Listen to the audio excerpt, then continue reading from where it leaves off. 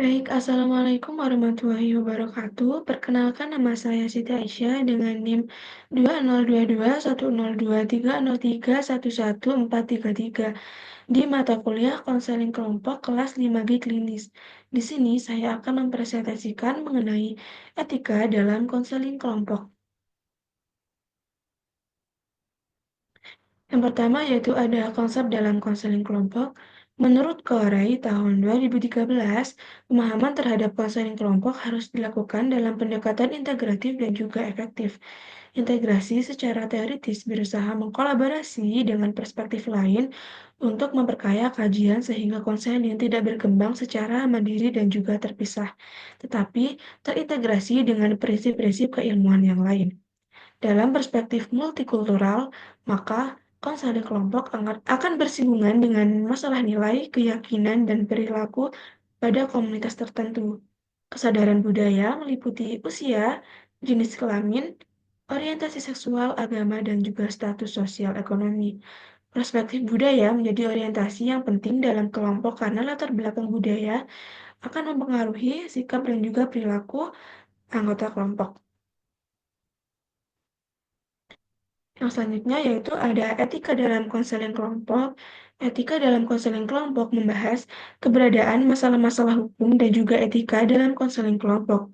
Tujuannya tidak secara langsung membahas pelatihan pimpinan-pimpinan kelompok karena sebagai macam bentuk kepemimpinan akan ditentukan oleh disiplin yang dimiliki oleh pimpinan-pimpinan kelompok yang potensial. Menurut Ivy Asriningrum MK, etika konseling kelompok berarti sebuah aturan yang harus dilakukan oleh seorang konselor dan hak-hak konseli yang harus dilindungi oleh seorang konselor. Dan dia membagi 4 etika yang penting dilindungi konseling kelompok, yaitu yang pertama ada professional responsibility. Selama proses konseling berlangsung, seorang konselor harus bertanggung jawab terhadap konselinya dan dirinya sendiri. Ada beberapa hal yang perlu diperhatikan. Yang pertama yaitu responding fully, artinya konselor harus bertanggung jawab untuk memberi perhatian penuh terhadap konseli selama proses konseling. Yang kedua yaitu terminating appropriately, yaitu konselor harus bisa melakukan terminasi atau menghentikan proses konseling secara tepat. Yang ketiga yaitu evaluating the relationship, yaitu relasi antara konselor dan juga konseli haruslah relasi terapeutik, namun tidak menghilangkan yang personal. Yang keempat yaitu counselor responsibility to the themselves, yaitu konselor harus dapat membangun kehidupannya sendiri secara sehat sehingga ia sehat secara spiritual, emosional, dan juga fisikal. Yang selanjutnya yaitu ada confidentiality. Ada beberapa hal yang perlu penjelasan dalam etika ini, yaitu yang dinamakan privilege communication. Artinya, konselor itu secara hukum tidak dapat dipaksa untuk membuka percakapannya dengan konseli. Namun, untuk kasus-kasus eh, yang dibawa ke pengadilan, hal seperti ini bisa bertentangan aturan dari etika itu sendiri. Dengan demikian, tidak ada kerahasiaan yang absolut.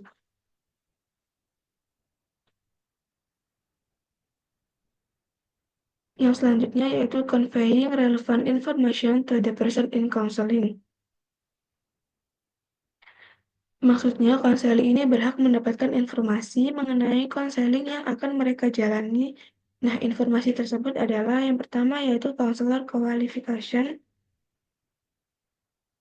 yaitu konselor harus memberikan informasi tentang kualifikasi atau keahlian yang miliki. Yang kedua yaitu counseling consequence, yaitu konselor harus memberikan informasi tentang hasil yang dicapai dalam konseling dan efek samping dari konseling. Yang ketiga yaitu team involved in counseling, yaitu konselor harus memberikan informasi kepada konseli berapa lama proses konseling yang akan dijalani oleh konseli, dan konselor harus bisa memprediksikan setiap kasus membutuhkan beberapa kali pertemuan. Misalnya, konselor dan konseli bertemu seminggu sekali selama 15 kali, kemudian sebulan sekali, dan juga setahun sekali. Yang keempat yaitu alternatif to counseling, yaitu konselor harus memberikan informasi kepada konseli bahwa konseling bukan satu-satunya jalan untuk sembuh, tetapi terdapat faktor lain yang berperan dalam penyembuhan, misalnya motivasi konseling, natur dari problem, dan juga lain-lain. Dan yang keempat yaitu the counselor influence. Konselor mempunyai pengaruh besar dalam relasi konseling, sehingga ada beberapa hal yang perlu konselor waspadai yang akan mempengaruhi proses konseling dan juga mempengaruhi efektivitas konseling. Hal-hal tersebut sebagai berikut. Yang pertama yaitu the counselor needs, yaitu kebutuhan-kebutuhan pribadi seorang konselor yang perlu dikenali dan diwaspadai supaya tidak mengganggu efektivitas konseling. Yang kedua yaitu authority, yaitu pengalaman konselor dengan figur otoritas juga perlu diwaspadai karena akan mempengaruhi proses konseling jika konseling juga figur otoritas. Yang kedua yaitu sexuality, yaitu konselor yang yang ketiga yaitu sexuality, yaitu konselor yang mempunyai masalah seksualitas yang belum terselesaikan akan mempengaruhi pemilihan konseling. Terjadinya bias dalam konseling dan juga resistance atau negative transference. Dan yang keempat yaitu the counselor's moral and religious values, yaitu nilai moral dan religius yang dimiliki konselor akan mempengaruhi persepsi konselor terhadap konseli yang bertentangan dengan nilai-nilai yang ia pegang.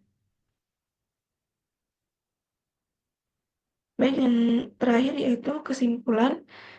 Etika dalam konseling kelompok adalah elemen penting yang memastikan proses konseling berlangsung secara profesional, bertanggung jawab, dan juga bermanfaat bagi semua pihak.